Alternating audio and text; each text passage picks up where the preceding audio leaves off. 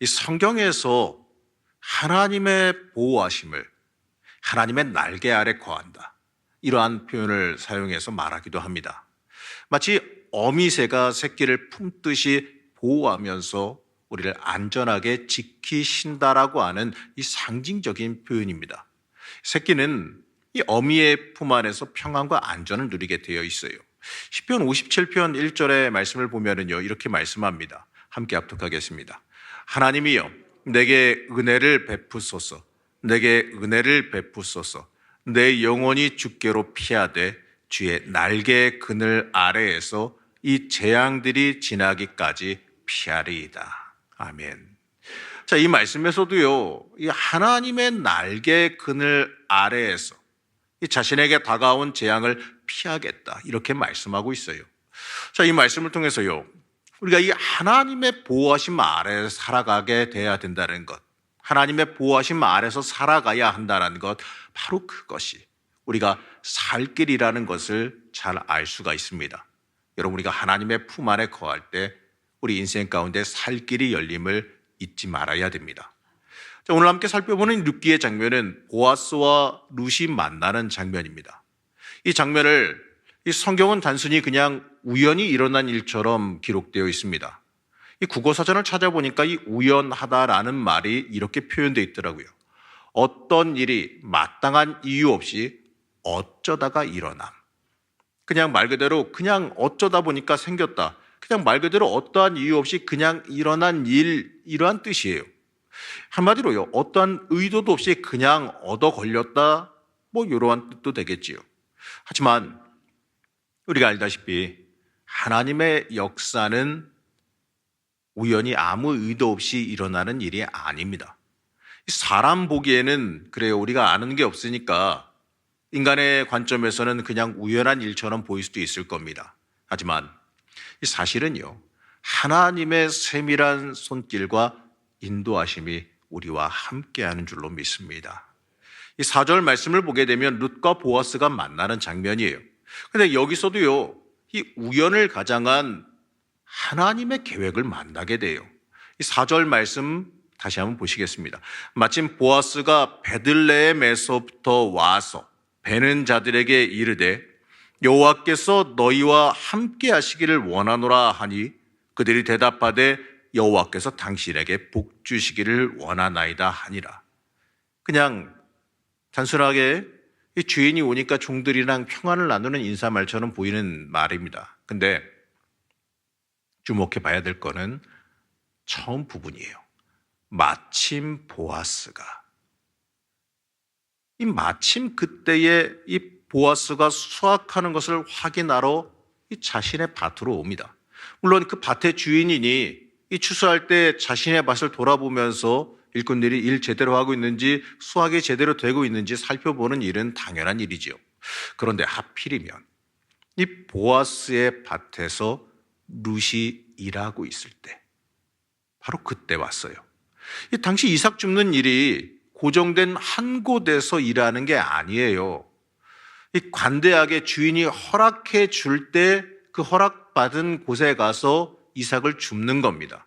그렇기 때문에 이 룻이 외국인이고 거기다가 아는 사람도 별로 없기 때문에 이 나가서 그 밭에 가서 이삭을 주스러 가는 사람들에게 물어봐서 그들이 허락해 주면 쫓아가서 같이 일하는 거였어요.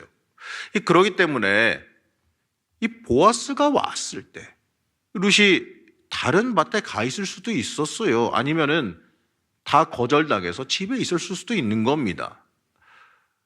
추수는 대부분 또 같은 시기에 하지 않습니까? 그러다 보니까 여러 곳에서 그 일할 수 있는 곳, 여러 곳에 가서 줄 설 수 있는 곳이 있었다는 거예요. 그렇기 때문에 어디서 일할지, 그날 어디로 갈지, 이거는요, 데리고 가는 사람이 알려주는 대로 가기 때문에 룻과 보아스가 만날 수 있는 확률이 굉장히 낮았다라는 겁니다. 자, 이러한 이유로요, 이 세상의 관점에선 룻과 보아스의 만남을 우연히 만났다, 아니면 운이 좋았다, 이렇게 말할지도 모르겠습니다. 하지만 하나님께서 세상의 모든 것을 주관하심을 믿는 우리는 하나님의 손길로 이 장면을 해석할 수 있어야 됩니다. 이 방금 읽은 이 4절의 말씀은 마침, 이 마침이라는 말로 시작해요. 이 말을 원어로 보게 되면 재밌는 단어로 기록되어져 있는데 희내라고 하는 단어로 기록되어져 있습니다. 자, 이 단어는 지금 좀 해석하기가 문자적으로 정확하게 해석하기가 좀 어려워요. 왜냐하면은 의성어 같은 건데 이 갑자기 짠 뭐 이런 거랑 같은 건 얘기입니다. 짠 이러면서 갑자기 뭐가 바뀔 때, 이 드라마나 예능이나 이런 걸 보게 될 때 갑자기 화제가 전환되거나 장면이 바뀌거나 이럴 때 그때 짠 하면서 바뀌면서 놀라운 일이 발생할 때 그 장면 전환에 사용되어지는 단어예요. 그러니까 우리가 영화를 볼 때 이럴 때 갑자기 화면이 바뀌잖아요. 화면이 바뀌면서 중요한 사건이 일어나거나 이렇게 화면이 바뀔 때 그때 효과음으로 갑자기 뭐가 뭐 짠 하고 빠밤 하면서 바뀌잖아요. 뭐 그런 거랑 비슷한 관점으로 보면 되는 단어입니다. 이 단어가 이 장면에 하필이면 쓰였어요. 이 장면에 하필이면 쓰인 것은 마침 이 룻을 거둬야 되는 권리가 있는 보아스가, 이 엘리멜렉의 친족인 이 보아스가, 그 고엘의 의무를 가진 그 보아스가 마침 룻이 그 밭에 가서 일하고 있는데 짠 하고 나타났다라는 것을 뜻합니다. 자, 이 부분을 통해서 우리가 무엇을 볼 수 있냐? 사람이 보기엔 우연인 것처럼 보이지만 사실 그 우연을 가장해서 필연적인 해결로 몰아가시고 만들어가고 계신다라는 것을 우리가 여기서 읽게 됩니다. 하나님께서 준비하시고 만들어 가시는 그 모습을 우리가 여기서 발견하게 됩니다. 사실 여러분, 우리의 인생도 그래요. 이 하나님께 온전히 믿고 의지하는 사람, 하나님을 온전히 믿고 의지하는 사람은 하나님께서 우리를 하나님의 방향으로 몰아가십니다. 우리를 인도하시는 그 이유도 모릅니다. 왜 그 길로 가야 하는지도 모릅니다. 하지만 하나님께서 우리를 그 길로 밀어가시고 또 그 길로 갈 수밖에 없게끔 하실 때도 있어요. 그럴 때 우리는 뭔지를 잘 모르지만 하나님께서 인도하시는 게 옳은 줄로 믿고 하나님 끝까지 의지하면서 믿음으로 나아가게 되면 우리에게 준비된 하나님의 놀라운 섭리와 역사를 만나게 되어 있습니다. 이 보아스는 룻을 보고 이 자신의 사환, 말 그대로 그 일하는 사람들을 관리하고 이러는 자신의 종에게 물어봅니다. 5절 말씀 같이 보시겠습니다. 보아스가 베는 자들을 거느린 사환에게 이르되 이는 누구의 소녀냐 하니. 자, 우리가 살아가는 이 시대는요, 어떤 한 사람에 대해서 알려고 그러면은 알기 어렵지 않습니다. 그 사람의 전화번호나 이름이나 이 정도만 알아도 맘먹으면요, 요즘에 그 사람의 SNS를 본다든지 이 전화번호 등록해가지고 카카오톡에 프로필을 본다든지 지금 여러 가지로 한다든지 아니면 그 사람 아는 주변 사람에게 물어본다든지 여러 가지 방법으로요, 그 사람에 대해서 기본적인 정보 정도는 어느 정도는 파악하려고 맘먹으면 할 수 있어요. 하지만 이 말씀이 가리키는 이 고대 근동에서는 한 사람이 누구인지를 알기 위해서는 그 사람이 속한 가족, 그 사람이 속한 부족 또는 그 사람이 사는 지방이 어디인지를 알아야지만 했습니다. 왜냐하면 지금과 달리 그러한 관계 속에서 그 사람을 이해할 수 있기 때문에 그렇습니다. 특히 여자들은 결혼 전에는 자신의 친족에게 속해 있지만 결혼 후에는 남편의 가문에 속하기 때문에 더더욱 그렇습니다. 그래서 이 질문은 저 사람은 누구 가문의 사람이냐라는 질문입니다. 아무래도 이 모압 족속이었던 룻의 외모와 말투가 비슷한 근동에 산다고 하지만 약간은 다르게 돼 있고 또 보니까 언어마저도 살짝 좀 다른 언어를 썼어요. 그렇기 때문에 더더욱이 눈에 띌 수가 있었다라는 거죠. 당시 베들레헴에서 나오미가 과부가 되어서 돌아오고 그의 며느리 이 룻이 함께 따라왔다라는 거, 이 룻이 누군지는 얼굴은 모르지만 나름 그 이야기가 화제가 되기는 했나 봐요. 더더욱 그렇게 큰 지역이 아니니 그러한 소문이 충분히 돌았겠지요. 그래서 함께 일하는 사람도 이 룻이 누구인지 어느 정도는 알고 있었을 겁니다. 그래서 그들은 룻이 누구인지 보아스에게 알려줍니다.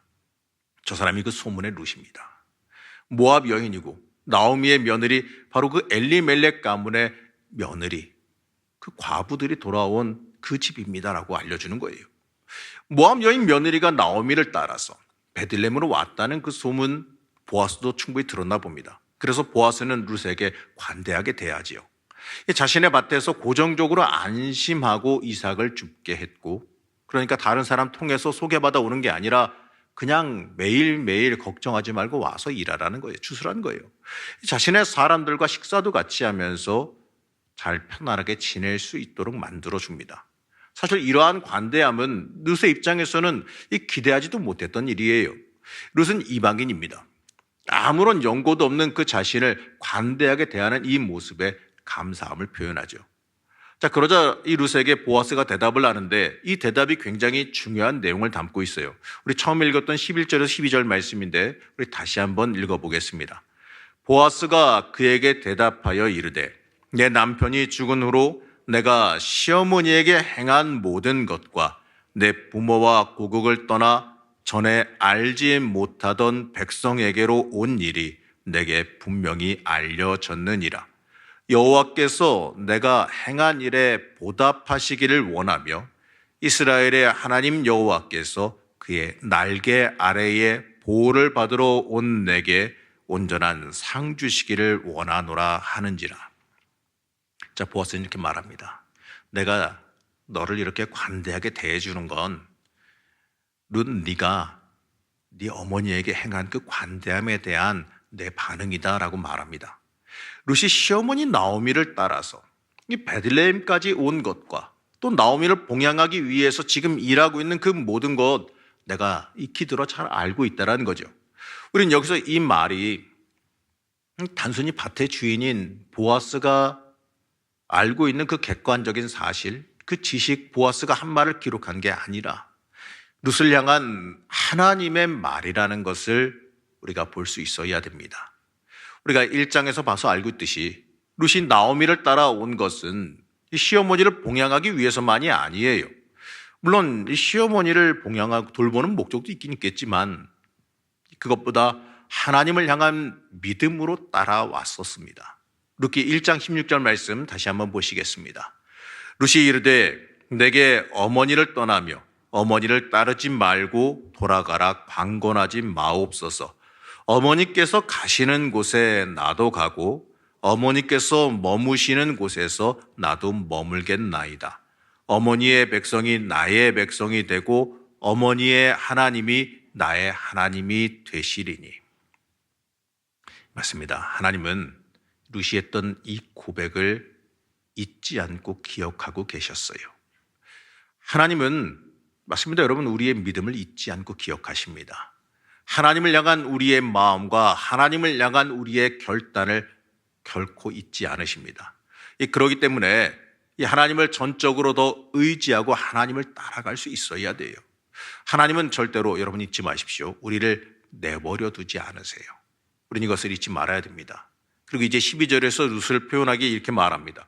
그의 날개 아래에 보호를 받으러 왔다. 이렇게 표현합니다. 이 표현은 굉장히 상징적인 표현이에요. 참된 피난처는 여호와이심을 알려주고 또 여호와께 피한 사람에게 하나님께서 어떻게 대해 주시는지를 알려주는 내용이에요. 이 구약 성경에서는 계속해서 하나님께서 그 백성을 보호하시고 인도해 오셨다. 이렇게 말씀합니다. 이 하나님은 우리에게 여호와를 피하고 여호와께 피하고 그 안에서 안식을 얻으라고 늘 초청하고 있어요. 나오미와 룻은 하나님께로 돌아오면 인생의 살 길이 열림을 믿고 베들레헴으로 돌아왔습니다. 이 말도 안 되는 고난과 어려움 가운데에 이 살 길로 하나님의 품을 선택한 겁니다. 하나님만 붙잡으면 어떻게든지 해결될 것이라고 믿고 또 위험하고 먼 길이지만 그 길을 여인 둘이서 감당하며 걸어왔어요. 하나님께 오면 살 길이 열린다. 내가 하나님께로 돌아만 가면 어떻게든지 간에 살 길이 열린다.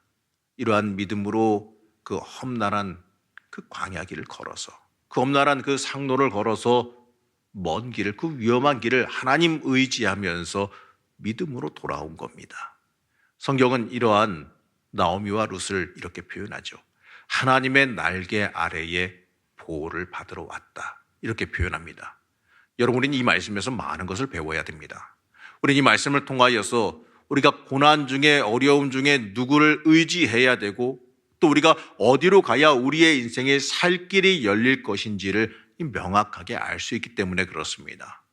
맞습니다. 우리는 하나님의 날개 아래에 있을 때, 하나님의 보호하심 아래에 있을 때 인생의 살 길이 열립니다. 우리는 이 놀라운 진리를 절대로 잊지 말아야 됩니다. 하나님은 하나님 품 안으로 들어오는 주님의 자녀를 외면하지 않으세요. 이 고난과 어려움 가운데 우리를 지키시고 돌보시는 하나님의 은혜를 하나님 품 안에서 만나게 되어 있습니다. 룻과 대화를 마치고 룻을 축복한 보아스는 이어서 자신의 사람들에게 명령합니다. 룻이 모르게 일부러 곡식을 흘려서 룻이 더 좋은 곡식을 많이 가져가게 만들라라고 명령합니다. 여기서 우리는 하나님의 은혜를 더 깊게 만나게 됩니다. 우리는 우리의 인생을 살면서 내가 무엇인가 이룬 것으로 착각하는 경우들이 좀 있어요. 내가 무언가 열심히 해서 또 무엇인가 열심히 노력한 결과로 지금의 결과가 이루어졌다라고 생각들 하지요. 좀 죄송하고 미안한 얘기지만 이러한 생각을 가졌다면 단단히 큰 착각이에요. 내가 아무리 수고하고 노력한다고 하나 그것을 이루게 만들어주시는 분은 하나님이십니다. 이 잠언 16장 9절 말씀을 보게 되면 바로 이러한 진리를 우리에게 너무나도 잘 가르쳐주고 있습니다. 함께 합독하시겠습니다. 사람이 마음으로 자기의 길을 계획할지라도 그의 걸음을 인도하시는 이는 여호와시니라. 아멘. 여러분, 내가 무엇인가 계획하고 내가 무엇인가 노력했다 할지라도 그것이 되게끔 만들어주시는 분은 하나님이십니다. 나도 모르는 사이에 나를 도우시고 되게 만들어주시는 하나님의 역사가 우리와 함께 합니다. 우리는 이 사실을 인생 가운데 절대로 잊지 말아야 돼요. 이 하나님의 은혜가 아니면 내가 존재할 수 없다란 그 사실을 우리가 절대로 잊지 말아야 됩니다. 우리의 인생 가운데 나도 모르게 하나님께서 돕고 계신다는 그 사실을 잊지 마시기 바랍니다. 우리도 모르게 우리의 앞에서 곡식을 흘려서 우리로 죽게 하고 계셨음을 우리가 영의 눈을 떠서 바라봐야 됩니다. 내가 이룬 것처럼 보이지요? 하지만 하나님께서 사실은 만들어 주시고 또 하나님께서 거두게 해주신 은혜가 있다라는 것, 그것을 우리가 바라보고 하나님 앞에 철저히 감사하는 인생을 살 수 있어야 됩니다. 성경은 이 룻이 집에 돌아갈 때 곡식을 얼마나 주웠나, 그 양에 대해서도 알려주고 있어요. 자, 17절 말씀 함께 보시겠습니다. 룻이 밭에서 저녁까지 줍고 그 주운 것을 떠니 보리가 한 에바쯤 되는지라. 자, 여기서 우리가 늘 쓰는 도량형 측정 단위가 아니니까 이 주운 양이 얼마나 되는지 좀 가늠들 하시기 좀 어려울 것 같아요. 여기서 말하는 한 에바, 그래서 제가 한번 찾아봤는데 에바는 부피의 단위인데 약 한 30리터쯤 되는 단위입니다. 30리터 하니까 저도 이게 뭔지 잘 모르겠어서 한번 찾아봤어요. 인터넷 찾아가지고 30리터의 통이 뭔가 찾아봤더니 아주 그냥 한 번에 알 수 있는 통이 나오더라고요. 매실 담글 때, 매실 액기스 담글 때 쓰는 그 통 있잖아요. 우리가 그 마트 가면 살 수 있는 그 통, 담금통. 그 통이 한 30리터 된대요. 그게 딱 30리터더라고요. 그래가지고 또 궁금해졌잖아요. 그러니까 대충 그 정도 양이구나. 부피는 그 정도 되는 거 알겠는데, 그러면 좀 더 우리가 알기 쉽게 좀 단위를 좀 우리가 몇 말 이러니까 말로 한번 바꿔보자 이랬더니 그게 찾아보니까 또 나오더라고요. 그게 약 한 1.7말 정도쯤 되는 양이라 그래요. 근데 말로 하니까 또 이제 또 아시는 분도 있겠지만 저는 잘 모르겠더라고요. 그래가지고 한 말이 몇 킬로쯤 되나 또 찾아봤습니다. 찾아봤더니 쌀포대 무게로 보게 되면 한 말이 약 한 10kg 조금 안 되나? 8kg 정도쯤 되는 것 같아요. 8kg에서 9kg 정도 사이가 한 마리로 나와 있더라고요. 그러니까 약 한 1.7말쯤 되니까 약 한 15kg 이 정도 양을 되는 무게를 걷어온 겁니다.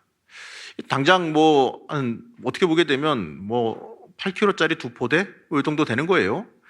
당장 이거 가지고 생계가 해결되는 건 아니겠지요.